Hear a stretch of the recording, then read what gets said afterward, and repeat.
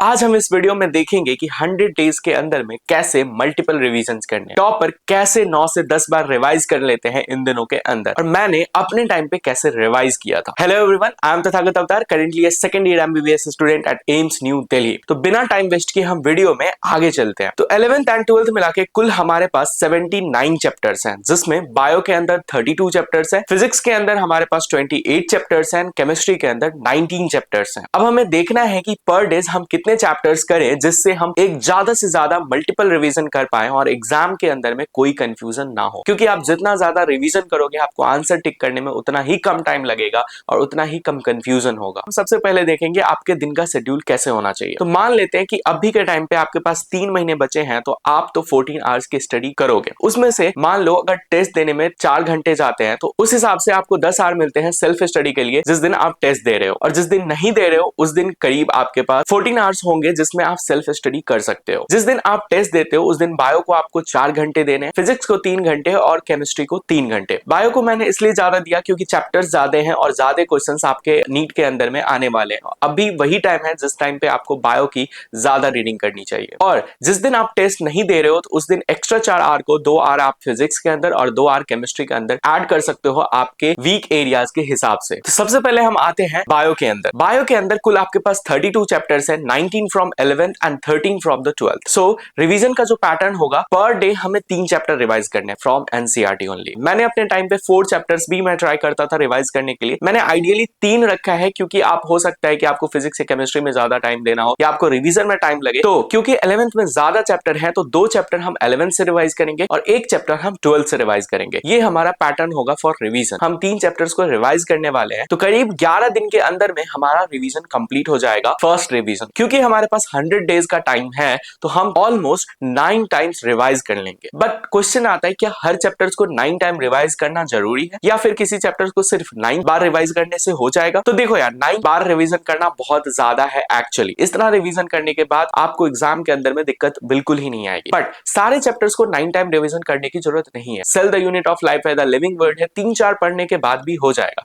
But कुछ chapters जो वो होंगे जिसको आपको मल्टीपल टाइम या आपको जो वीक एरियाज होंगे उनको ज्यादा टाइम पढ़ने की जरूरत होगी, तो उन चैप्टर्स को कम करके उन चैप्टर्स पे ज्यादा टाइम देना है। उस हिसाब से आपको चीजें शेड्यूल करनी है, कंपनसेट करनी है। और ये एक मेरा आइडियल शेड्यूल है, मैंने अपने शेड्यूल से आइडियल शेड्यूल डेवलप किया है। आपको अपने हिसाब से जो शेड्यूल होगा वो बनाना है। साथ में आपके पास टेस्ट देने का जो पैटर्न होना चाहिए। जैन के अंदर में आप वीकली टेस्ट भी देते हो तो काफी है। फेब में आप 2 दिन के गैप पे दोगे, मार्च के अंदर में 1 दिन का गैप क्रिएट करना है, और अप्रैल के अंदर पूरा अप्रैल फुल सिलेबस टेस्ट देना है रेगुलर। और अगर आपको कंफ्यूजन है और अगर आपको ये दिक्कत है कि ऑफलाइन टेस्ट नहीं मिल पा रहा है तो टेस्ट कहां से दें, तो आपके लिए पीडब्ल्यू लेके आया है रैंकर्स टेस्ट। इस टेस्ट सीरीज के अंदर आपको मिलेंगे ये 15 बुकलेट्स, जिसमें आपको नीट के फॉर्म में आप देख सकते हो क्वेश्चन है। और इसमें ये है कि ये नीट के पैटर्न पे क्वेश्चन है, उनका एनालिसिस करके जो मोस्ट आस्क्ड क्वेश्चन होते हैं उनको इंक्लूड किया गया है। ये काफी अच्छा टेस्ट है जिसमें आपको 15 बुकलेट्स मिलेंगे। उसके साथ साथ में आपको ये 15 OMR मिलेंगे जो आपको ऑफलाइन की फील देने वाली है, जिसको आप घर पे दे सकते हो। साथ में ये कुछ मोटिवेशन वाले स्टिकर्स भी इन्होंने दे रखा है। पास्ट ईयर के हिसाब से आप इससे अपनी रैंक को प्रेडिक्ट कर सकते हो। ये रैंक प्रेडिक्टर दे रखा है, हर टेस्ट के लिए अलग रैंक प्रेडिक्टर है क्योंकि टेस्ट के लेवल्स अलग अलग होते हैं। साथ में ये मिलेगा आपको बुक जिसके अंदर में आपको सोल्यूशन मिलेगी और साथ में एनसीईआरटी की रेफरेंस भी मिल जाएगी। तो इस टेस्ट को आप जरूर एक बार ट्राई करना। एक्चुअली ये टेस्ट मैंने भी अपने टाइम पे दिया था और ये काफी अच्छा टेस्ट है। और ये आपको सबसे बड़ी होती है कि जिनको ऑफलाइन में दिक्कत होती है, जिनके पास ऑफलाइन टेस्ट सीरीज की सुविधा नहीं है, वो उसको घर पे दे सकता है। तो इस टेस्ट को आपको ऑफलाइन फील्ड में टाइमर लगा के दो, काफी अच्छा मौका मिलता है कि ऑफलाइन टेस्ट को फील करने का। तो इसको आप पीडब्ल्यू स्टोर से या अमेजॉन फ्लिपकार्ट से चेक कर सकते हो। मैं लिंक को डिस्क्रिप्शन में डाल दूंगा, एक बार जाके चेकआउट जरूर करना। तो अब हम वीडियो में आगे बढ़ते हैं। अब आते हैं हम फिजिक्स पे। तो फिजिक्स में कुल हमारे पास 28 चैप्टर है, 14 from 11th and 14 from 12th। अब देखो यार, कुछ लोग बोलेंगे कि फिजिक्स में ज्यादा टाइम लगता है रिवीजन करने में, तो मैं उनको बता दूं कि थियरी एंड फॉर्मूला आपको सिर्फ आधा घंटा देना होता है किसी चैप्टर के। जैसे मैं बता दूं कि मेरे टेलीग्राम पे ये देख सकते हो एक नोट्स है जो इलेक्ट्रिक चार्ज एंड फील्ड का है, जो एमआर सर के नोट्स एंड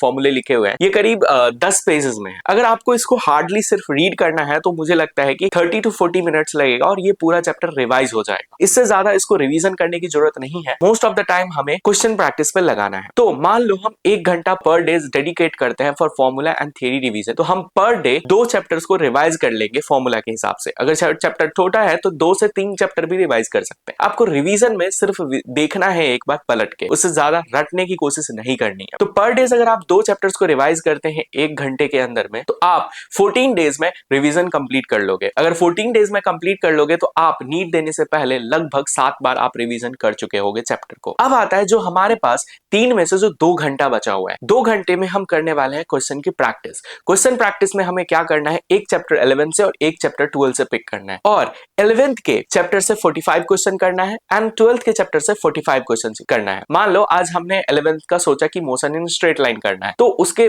45 क्वेश्चन करने हैं और इलेक्ट्रिक चार्ज एंड फील्ड के 45 क्वेश्चन करने हैं, ये फर्स्ट डे। और ऐसा हम इन 2 चैप्टर्स के साथ 3 दिन तक करने वाले हैं। मतलब फर्स्ट, सेकंड, थर्ड डेज तक हम मोशन इन स्ट्रेट लाइन और इलेक्ट्रिक चार्ज एंड फील्ड का क्वेश्चन करेंगे 45 45 45। तो करीब 135 क्वेश्चंस 11th के एंड 135 क्वेश्चन 12th के हो जाएंगे। तो 3 दिन में हमारा 2 चैप्टर्स रिवाइज हो गया। उस हिसाब से अगर हम देखें तो करीब हमें 42 डेज लगेंगे एक रिवीजन कंप्लीट करने में 28 चैप्टर्स का। तो 42 डेज में अगर कंप्लीट हो जाता है तो फिर से हम दोबारा रिवीजन करेंगे, तो फिर से हम 135 क्वेश्चन अगर करेंगे 3 दिन लगा के, तो हम 84 डेज में दोबारा रिवाइज कर पाएंगे और फिर भी हमारे पास 16 डेज रिमेन्स बचेंगे। एंड दोबारा रिवीजन करने का मतलब है 270 क्वेश्चन फ्रॉम ईच चैप्टर हो जाएगा। और इतना क्वेश्चन एंड में करना काफी है, क्योंकि आप स्टार्टिंग से ही पढ़ते आ रहे हो। आपने जो क्लास नोट्स के करे हैं, पीवाईक्यू करे हैं, वो ऑलरेडी कर रखे हैं। आप इनको रिसोर्स में यूज कर सकते हो, पीवाईक्यू यूज करो, या मॉड्यूल्स को जो नहीं बने हैं वो क्वेश्चंस यूज करो, या फिर मैं बोलूंगा जेईई मेंस के पीवाईक्यू यूज करो, क्योंकि वो सबसे ज्यादा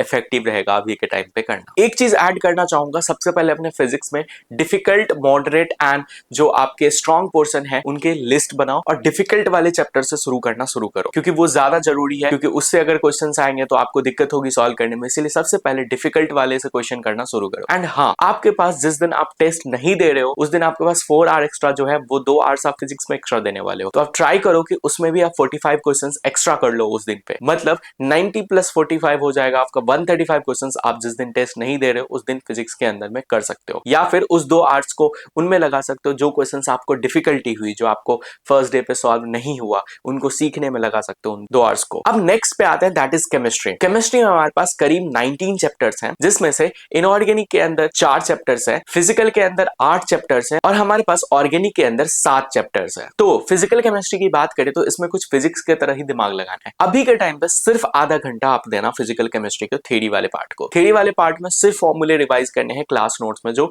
लिखे हुए हैं और जो थ्योरी है। हो सकता है आपको ज्यादा टाइम लगे तो कोई बात नहीं। उसके बाद आपको 45 to 50 क्वेश्चंस करने हैं पर डे, जिसमें आपको घंटे से 1.5 घंटे तक समय लग सकता है, लेकिन हमें पर चैप्टर को 3 दिन तक देना है। मतलब अगर 8 चैप्टर्स रिवाइज करेंगे तो हम 24 डेज लगेंगे चैप्टर को कंप्लीट करने में। क्योंकि हमने 3 दिन तक चैप्टर को रिवाइज करा है, हम 24 दिन के अंदर में हर चैप्टर से 150 क्वेश्चंस कर लेंगे और इस तरह से रिवीजन कंप्लीट होगा। और इस तरह का 100 डेज के हिसाब से देखें तो हम इस तरह का 4 बार रिवीजन कर पाएंगे, लेकिन उतना हमें जरूरी नहीं है, हमें सिर्फ 2 बार रिवाइज करना है, जिससे हर चैप्टर का 300 क्वेश्चन सॉल्व हो जाएगा नीट से पहले। अब 2 बार जो बच गया उसमें क्या करना है, उसमें जो फिजिकल केमिस्ट्री वाला टाइम है उसको ऑर्गेनिक केमिस्ट्री में लगाना है। मींस अगर आपने फेब के अंदर में 3-3 दिन हर चैप्टर्स को दिया है फिजिकल के अंदर में, तो मार्च के अंदर में 3-3 दिन उन क्वेश्चंस वाले टाइम को ऑर्गेनिक केमिस्ट्री में देना है। अब आपको लगे कि इस एक बार फिजिकल एक बार ऑर्गेनिक, तो ये मैं कैलकुलेशन के हिसाब से बता रहा हूं।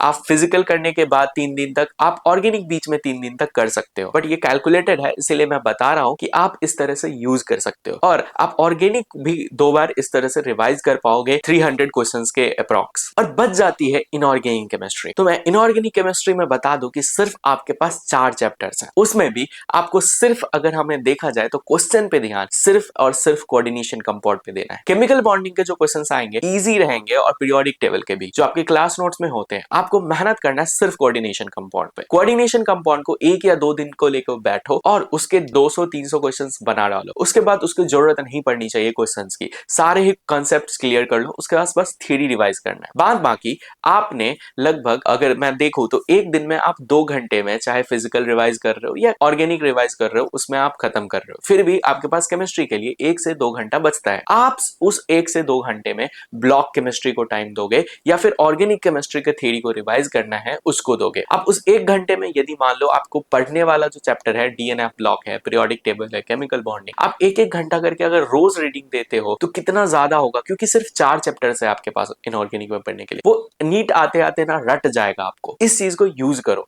और बाकी आप 4 दिन तक मान लो एक एक घंटा करके इनऑर्गेनिक पढ़ा, 3 दिन तक हो सकता है एक चैप्टर फिनिश हो जाए, तो उस हिसाब से फिर ऑर्गेनिक भी आप रीड कर सकते हो। बाकी ऑर्गेनिक के लिए मैंने अलग से बता ही दिया है कि आपको काफी टाइम बचेगा। तो इस तरह से एक ये कैलकुलेटेड डेटा था जो मैंने बता दिया, और इजिली है जो आप मैक्स टू मैक्स रिवाइज कर पाओगे, उस हिसाब से मैंने डेटा को अरेंज करा है। और ये पॉसिबल है क्योंकि मैंने रिवाइज करा था, और बहुत सारे लोग करते हैं एग्जाम से पहले इतना रिवीजन कर लेते हैं, इतना क्वेश्चंस कर लेते, तो आप भी कर सकते हो। बाद बाकी मैं बता दूं कि मैं टेलीग्राम पे भी सेशंस लेता हूं कभी कभी, डॉट सेशन, तो आप टेलीग्राम में ऐड हो सकते हो मेरे। उस पे कुछ मेरे पीडीएफ नोट्स मैंने जो दिखाया वो भी अपलोडेड है, और भी मैं कुछ अपलोड करूंगा, लिंक डिस्क्रिप्शन में मिल जाएंगी, ऐड हो सकते हो। बाद बाकी वीडियो कैसी लगी बताना, एंड अभी के टाइम पे आपको जो भी वीडियो चाहिए मुझे कमेंट करके बता देना जिसकी आपको नीड है। इस वीडियो में इतना ही, फिर मिलेंगे कभी और किसी और वीडियो में, तब तक के लिए बाय।